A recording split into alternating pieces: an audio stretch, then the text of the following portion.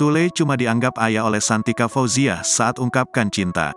Sule mengaku sempat ditolak pacar barunya, Santika Fauziah. Bahkan, Sule juga hanya dianggap sebagai ayah oleh sang pacar. Kendati begitu, penolakan Santika tersebut menuai pujian dari Sule. Pasalnya, dia menilai kekasih barunya tersebut tak mudah terbuai oleh ketenarannya.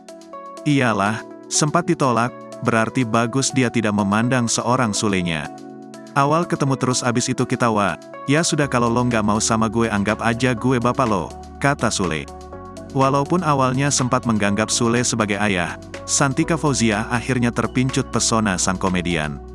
Sayangnya, Sule malah berpikir bahwa Santika menerima cintanya karena kasihan. Kendati begitu, ayah 5 anak ini tak mau ambil pusing dan menjadikan sebagai tantangan. Kini, Sule dan Santika Fauziah pun akhirnya menjalin hubungan asmara. Mereka bahkan sudah memiliki panggilan sayang.